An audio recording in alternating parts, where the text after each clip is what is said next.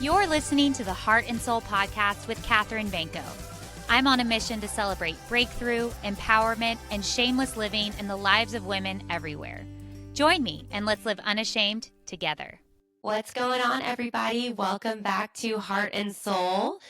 Today I am joined by Krista St. Germain, who is a post-traumatic growth and grief expert, and she's also the host of her very own popular podcast called Widowed Moms Podcast. And today she's just going to join us and share a little bit about her story and how she stepped into this line of work. And so thank you so much for joining me today, Krista. Oh, I'm glad to be here. Thanks for having me. Where are you located? I'm in Wichita, Kansas, right in the middle. Okay, gotcha. Yeah. I'm in North Carolina, so on the East Coast. Yeah. But I went to school. I grew up in Dallas, and I went to school in Oklahoma. And my high school sweetheart went to school in Kansas. So I always grew up, or not always grew up, in college. I would go visit him like once a month in Kansas. Oh, fun. Small world. Where'd you go to school in Oklahoma? I went to OU. OU. Okay, boomer. All right. Yeah, Sooner. Yeah. Well, it's nice to meet you, and I hope to get to know you a little bit more. Why don't you just start out by sharing with my listeners a little bit more about who you are and what you do, and then we'll go from there. Yeah. So I am a life coach for widowed moms. That is my specialty. Not really anything I ever intended to do, to be honest. When I was 40, I had just remarried. Second marriage, first one went down in painful flames. Second marriage was like proof that good humans do exist and you can have what you want and be treated the way you want to be treated. And then we got married in April, and the end of July, we were coming back from a trip that we had taken. We had driven separately, and I had a flat tire, and we pulled over on the side of the interstate. He wanted to change the tire, very stubborn human that he was. Didn't want to wait on AAA. And so, bless him, baby, I just want to get home. And so standing on the side of the road, hazard lights on, still daylight, 5:30 on a Sunday, and a driver who we later found out had alcohol in his system as well as meth. So he was not having a great life. Did not see us, just crashed right in the back of Hugo's car and trapped him in between his car and mine. And literally it was like the whole rug got ripped out from under me. And I went from my best days are in front of me to I'm never going to be happy again. And I had a really good therapist from my divorce before. So I went back to her pretty fast, and she was amazing. But I kind of pretty quickly realized that what I thought I knew about grief and what I thought would be helpful in grief wasn't really all that helpful. And it really wasn't very accurate. And so fast forward quite a bit to a point where I discovered life coaching, and I had to do my own research about grief and read and learn and see what worked for me and what didn't. I just got myself to a place where I decided I didn't really want other people to have the same experience that I had. And so that's kind of how I came into this work. Is I just decided, I want to be helpful. And so I quit my corporate job and certified to become a coach. And that was, he died in 2016. So here we are. Wow. I am so sorry. Thank you. Yeah, it was rough. I cannot imagine not only losing a husband, but also seeing it and it being so sudden. Just like a typical, normal, everyday thing. You get a flat tire, you change the tire, not thinking that was a possible outcome. So I'm so sorry. Thank you. It sucks. That just really sucks. Indeed. That would be a good word for it. It's just horrible. And I cannot imagine. And that was, you said in 2016. So 9 years ago. Yeah. And you said you have In fact, it was our wedding anniversary yesterday. Oh, I'm so sorry. No, it's okay. Thank you. But it's just wild how time passes. Grief time is weird. But yes, I have 2 children.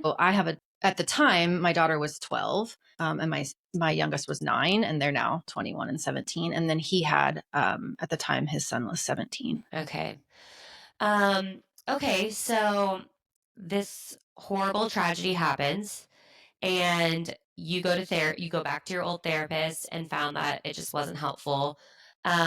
what happens next? Do you Yeah. go and seek out a new therapist, or like what are your next steps when you find that wasn't helpful for your grief? It actually was helpful to an extent. It just kind of had a limit. So the talking was really helpful in the beginning because I didn't want to burden anybody else with what was going on. And it was hard to be honest with the people that you're close to. So that was such a gift to be able to be honest and not worry about being judged and just be able to kind of puke it all out and leave it in her office. And then I got to a place that I now call a grief plateau, which is where for me, I was back to functioning and everybody was telling me how great I was doing and I was back to work and I was like checking the boxes, right? The to-do list was getting done. The kids were getting to where they needed to go. And so on the outside, I looked like I was doing fine, but on the inside, I didn't feel great. I felt like empty and kind of hollow and I was just calling it in and really worried, but kind of not willing to articulate it that my best days were behind me. Like that was one of the thoughts that I had. Like I'd be okay. I'd be happy. I'd just work for the kids and focus on them. But my shot at happiness was probably gone. And it was really just kind of serendipity that I happened to have been following a life coach and listening to her podcast. And she launched a program that was perfect for me. It wasn't grief related. It was just general life coaching. And so I joined that program and the tools I started to learn from her were what started to show me, oh, that idea that my best days are behind me isn't actually true. It's just something in my brain. I don't actually have to listen to that. But if I keep listening to it, I'm in trouble, right? Because I'm going to prove that true. And so I started learning about mindset and I started learning things that started to move the needle in a way that was different from what I was experiencing in therapy. Right. So what were some of the tools that life coach kind of enlightened you on? First of all, I learned how to feel feelings. Who knew? Yeah, I mean, like an actual, way to do that. I don't think that I was completely avoiding feelings, but there were a lot of feelings that I was kind of trying to get away from. I was like eating my feelings. I was shopping to get away from feelings. And so I learned how to actually feel them so that I didn't need to cover them up with behaviors. And then the biggest piece was just starting to see my thoughts as objects that I could pick up and put down. Oh, yeah, right. Like it kind of blew my mind that, oh, you're not actually your thoughts. You're the thinker of your thoughts. And those thoughts are just things that float through your mind and they're just pathways in your brain and they're just habits. And so being able to separate myself from the thoughts that were taking me away from what I wanted and then choose new thoughts on purpose to take me toward what I wanted.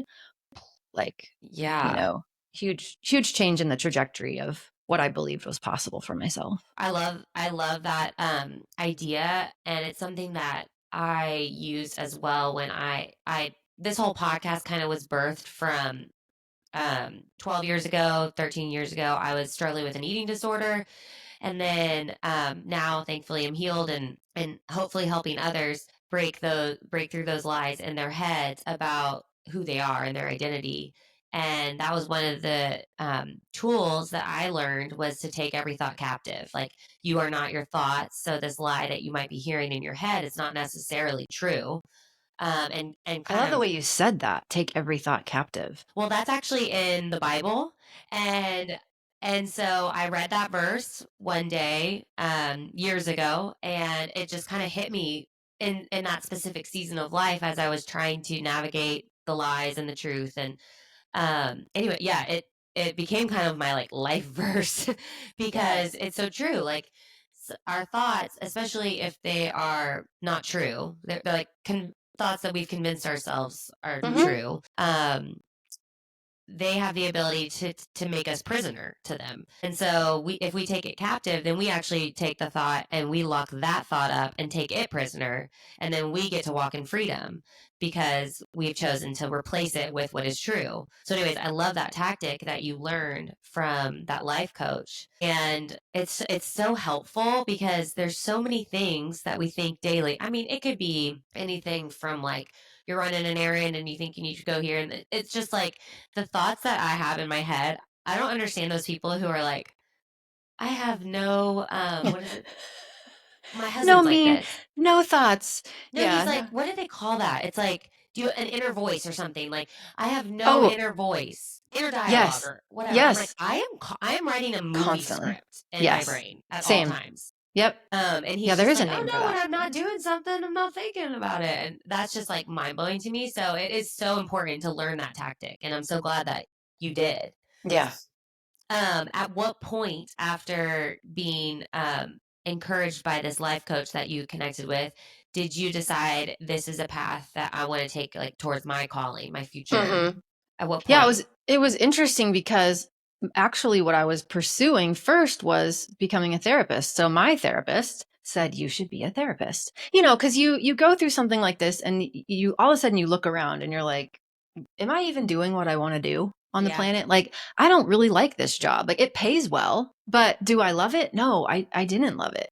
My husband loved it. We worked together at the same company and he was an engineer and it was his passion. He loved planes. I didn't care. It was just a check to me. I liked the people there, but I didn't really care about the job.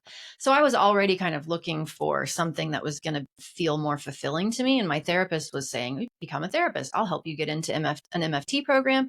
When you become a therapist, you can come work for me. When I retire, you can buy my business. Like she had like planned it out. And I was on board. And so I actually enrolled in an MFT program and I was waiting for it to start. I was taking an abnormal psych class because I didn't have that in my undergrad. And I was waiting for this therapy program to start in August.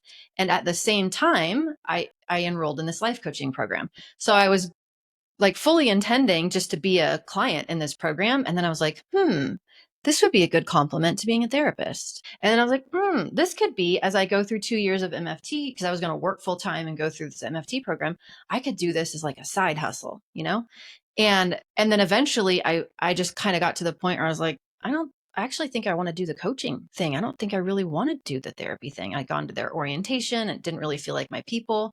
And so ultimately I pulled myself out of that MFT program before it started. It was supposed to start like late August, early September.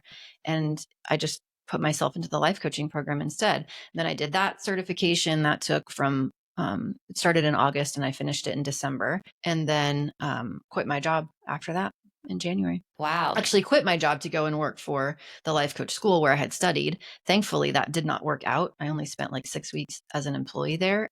And since I had already quit my job, I just decided I'm not going to go back. I'm just going to figure this out. So I just figured it out. That's cool. Mad respect for just like being bold with that and, taking a leap of faith and hoping that it works out. Yeah. And it was a lot of like, definitely a leap of faith, but also it really just felt important to me to do something meaningful. Right. Okay. So grief. Mm-hmm. Yeah. It's a tough topic and I feel like it's different for everybody. And there's different levels of grief as well. The closest I've come to very difficult grief was we've had 4 pregnancy losses. And it's interesting. You think you know how to grieve based off like what context tells you. And then you're like in it and you're like, oh, that actually is not that helpful. So 5 stages of grief are, what are they? Anger. Do I have to say it? Denial, anger, bargaining, depression, acceptance. Okay, all those things. We hear. I say that. Can you see? Nobody can see my face, but I'm scrunching it. Okay, let's go into that then. Yeah.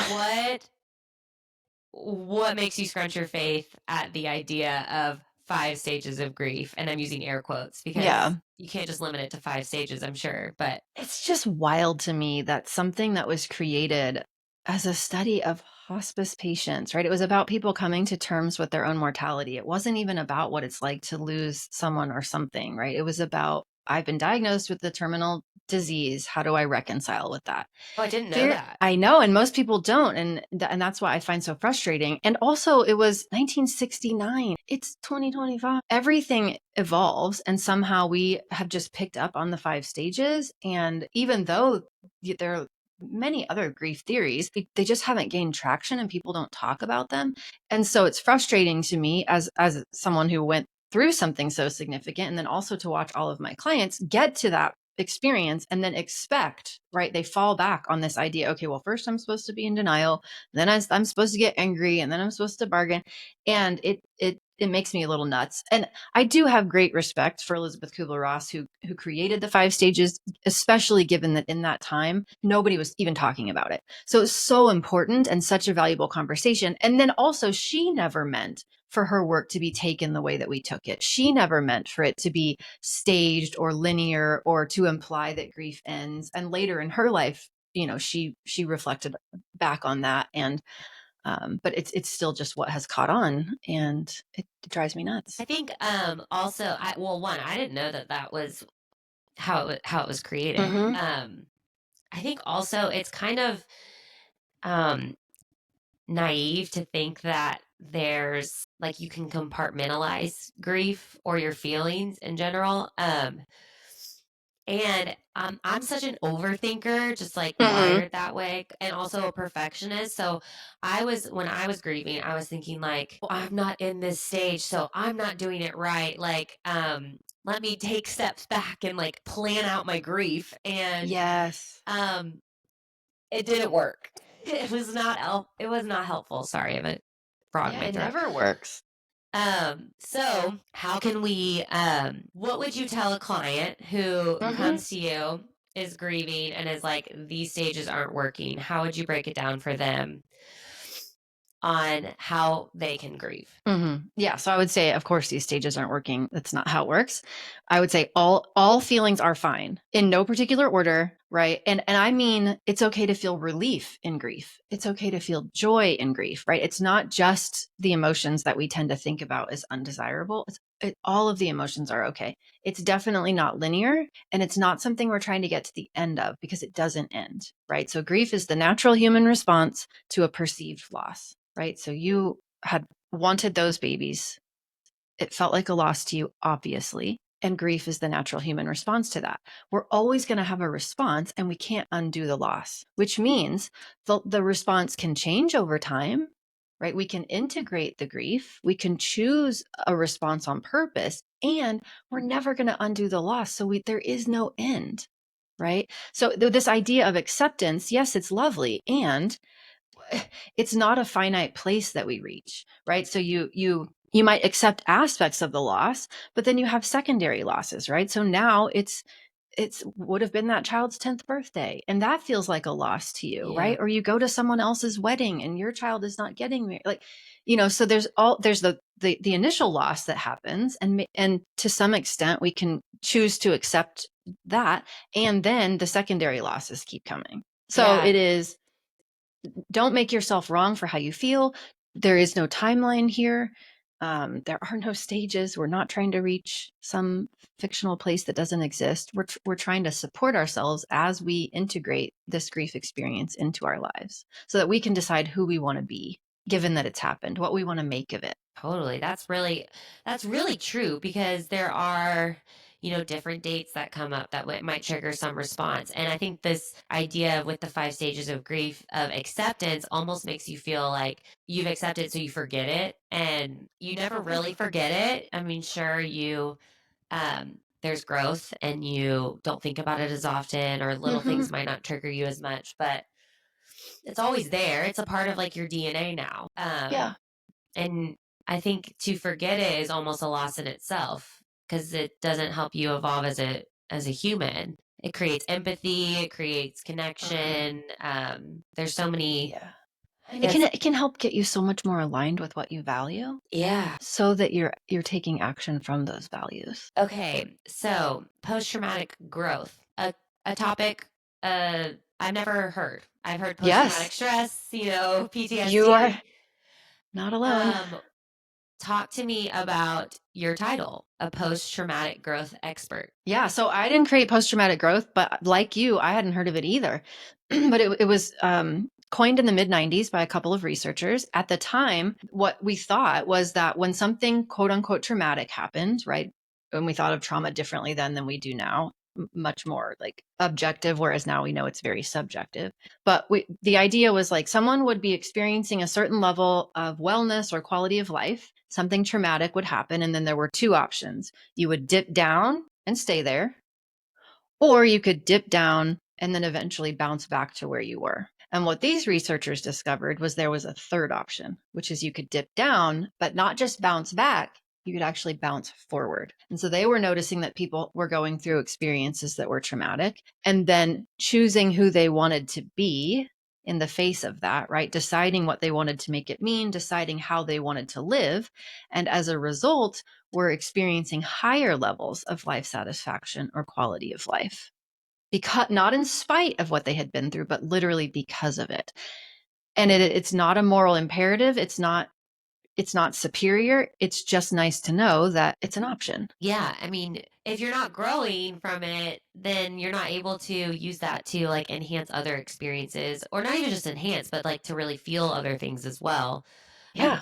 I would say one thing for me that I gained from losing babies is this level of empathy that I have for something that is so common that I didn't realize was so common. And I'm sure anyone grieving has had these thoughts of like, growing up, you kind of live in this like when you're a kid, this naivete that's like so beautiful and innocent. And you hear about bad things that happen, or you watch them in movies and you think, oh, well, that just happens to other people. Mm-hmm. It doesn't happen to me. And so then when something does happen to someone else, it's like you don't know how to meet them where they're at unless you too have like kind of experienced that same kind of loss, or I don't know, hurt.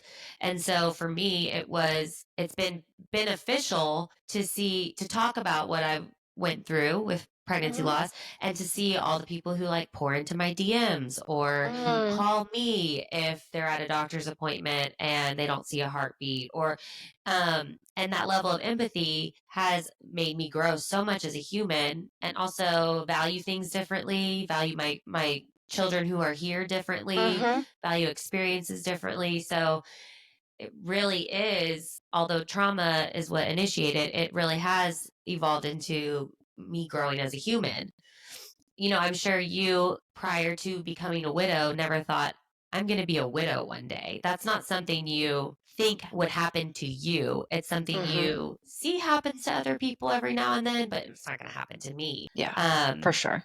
So, how do you feel like this concept of post traumatic growth impacted you personally, not just your business and how you coach people, but you and your grief? Yeah, I mean, in so many ways. So, for one, just greater life satisfaction. And that is related to my business because that was growth for me, right? To recognize, oh, I'm not actually doing what I want to be doing every day.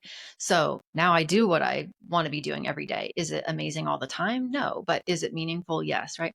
Also, relationships, changes in relationships can be a really big part of post traumatic growth.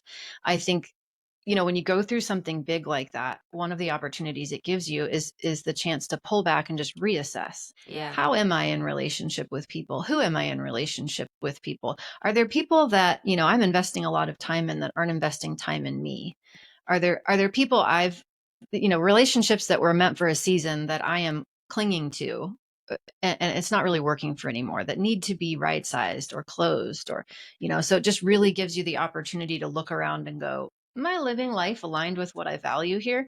um Great, so much of a greater appreciation for life can be a part of post-traumatic growth, right? Like, I remember just being so sad and also completely grateful for the littlest things. Yeah. It gives you And both perspective. exist. Yes. It's like you all of a sudden you realize, oh, wow, it is precious. It can be taken away. People you love can be taken away unexpectedly, which for me made me want to show up differently in relationships. For a lot of people, it can be really spiritual, right? So you grow up with this particular faith perspective or beliefs that you've learned, and maybe you didn't choose them for yourself. Maybe you're just going along with the programming that you grew up with, right?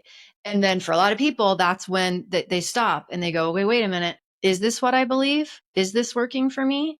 And maybe ultimately it is, and maybe ultimately it's not, but then they get to choose for themselves. And so their spiritual lives get richer and deeper because of what they've done in the aftermath. Yeah. Totally. How did people, when you first experienced your loss, in what ways did people show up for you that were very helpful? And in what ways did they show up for you that were just not it?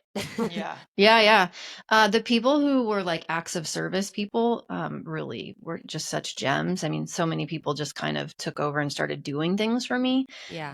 I didn't even know what planet I was on there for a while. So to have some people I knew just come over and mow my lawn, and one of my friends just went and bought my kids' school supplies so I didn't have to worry about it. And, things like that were really helpful.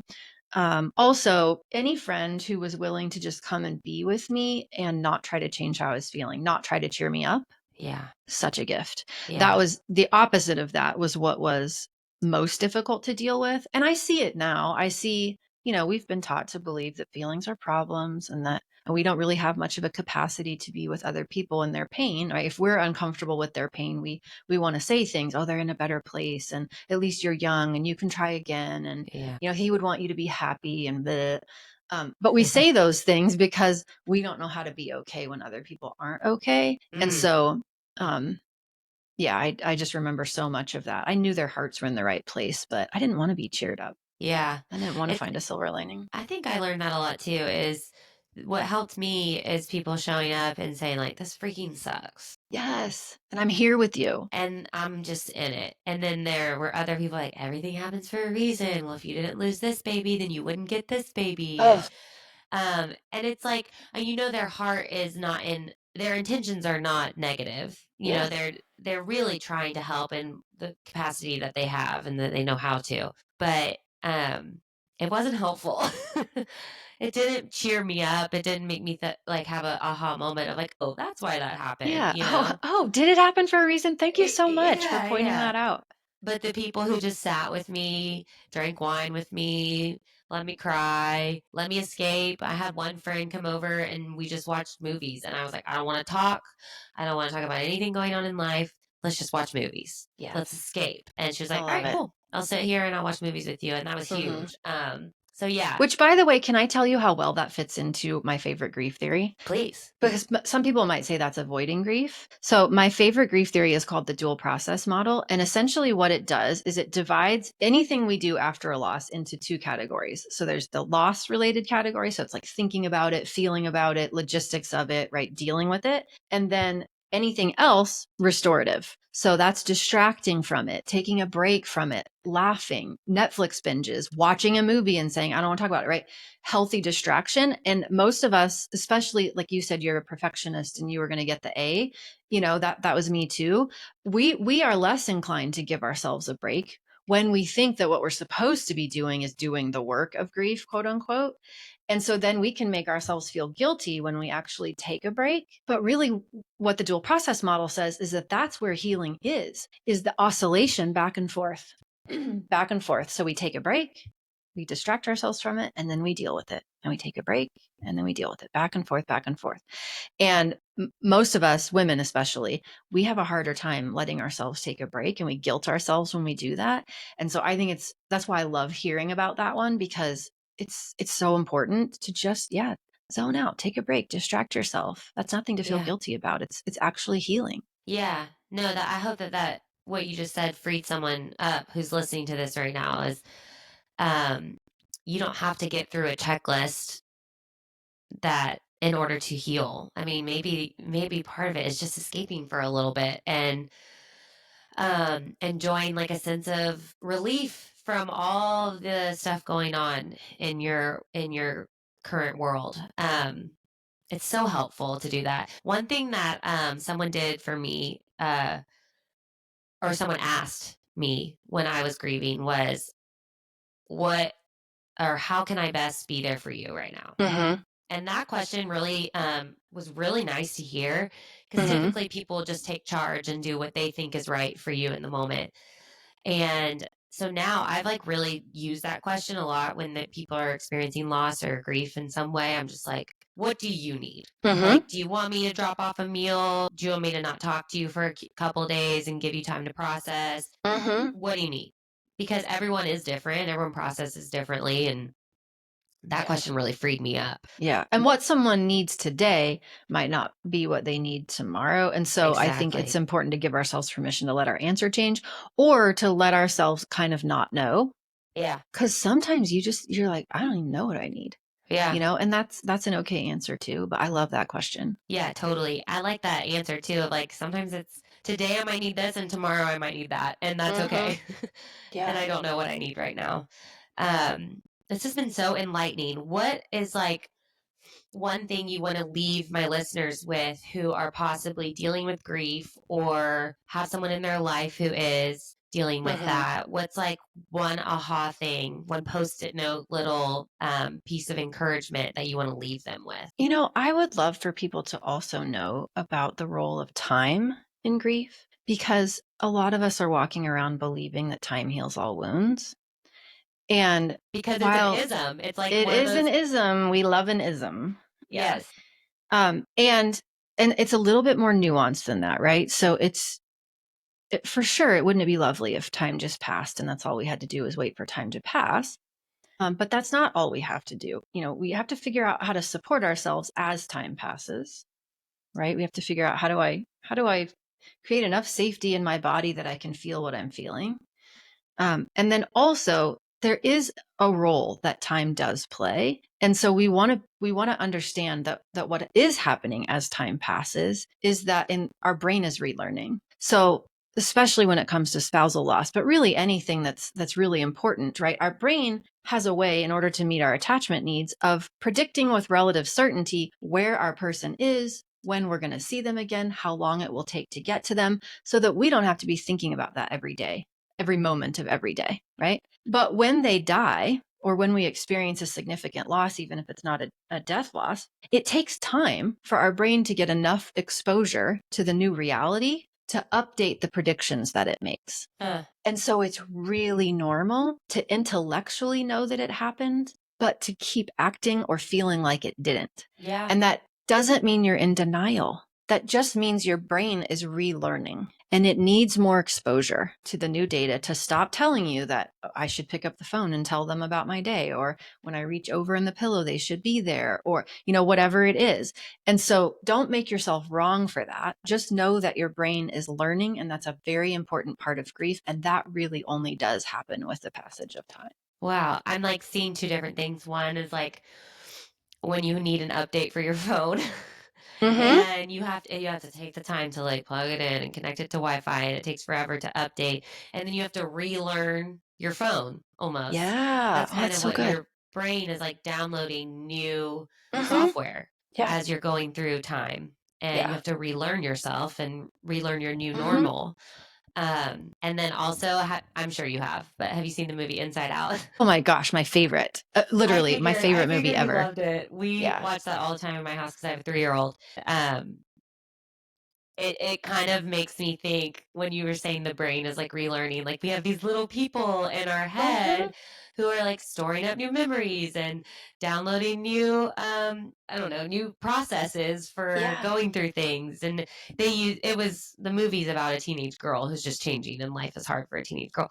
But I think it's true for all of us. It's like, if you could just think about these little characteristics in your brain that are just doing work for you. So Yeah. that And one day. there's so much. I mean, I've literally done podcast episodes on Inside Out. That's how obsessed I am with it. But like, even see just the the role second of one? sadness. Yes, but I still like the first one more. I do too. I really, the takeaway for me is so big, that the value of sadness, and just, not approaching life as though joy is superior, but really just, all of it. Such a good movie. So many good lessons in there, Pixar. I know. And then the second one, although not as good, the anxiety aspect was interesting, especially for a teenage girl, because we watched her as a kid in the first one, and then she's growing up and she's like having all these like questions, and grief has so many parallels to Riley's experience in the second one, right? Because it's a full body hormonal unexpected thing that happens,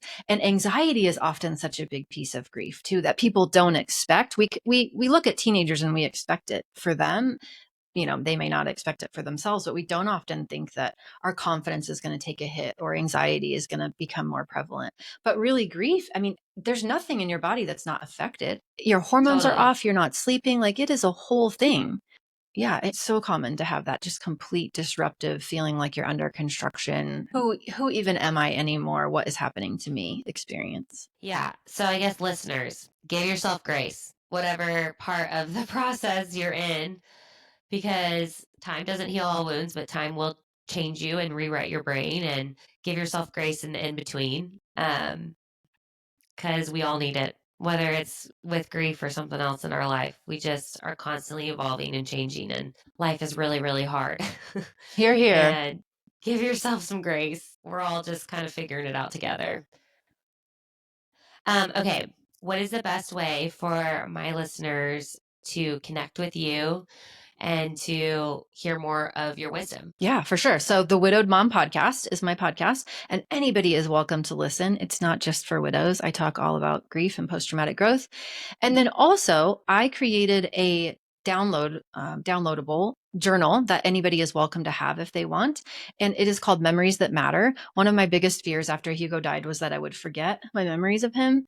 And so later I wrote down 100 journal prompts to help you remember your person. So if anybody, Wow, I love that. yeah, if anybody would like that, or would like to give it to another widow or use it for themselves, they're welcome to have it. It's at coachingwithkrista, KRISTA.com/heart. And they can just go there and get that for themselves and share it with anyone they want. Perfect. And I will put all those links in the show notes, listeners, so that you can find it easy. Thank you so much for being vulnerable and sharing your story to everyone through your podcast and through other podcasts. It's a lot of people need to hear your story. And so Well, thank you. I for love sharing doing it. Thank you for being willing to talk about hard things and grief, because so many people don't want to talk about it. And Yeah. it's conversations like this that I think will prepare people for their next grief, because maybe they're going through it right now. Maybe they're not. Maybe they're trying to support someone, but kudos to you for, wanting to talk about it. Well, I think that's just it. Also, it is inevitable. You'll experience some type of grief on some level. Yeah. And you once, probably twice. are right now. Yeah, maybe you are right now. Yeah. 10 times in your life. And so to have these types of conversations to fall back on is huge for people to know how to navigate through their own grief. So thank you so much. I'm definitely going to be tuning into your podcast. And I hope to connect with you again in the future. Same, Kathryn. All right, listeners, I will be back next week with another special guest, and I will talk to you then. Bye. Thanks for listening to Heart and Soul. If this episode encouraged you in any way, please leave a review on Apple Podcasts or wherever you get your podcasts. Talk to you next week.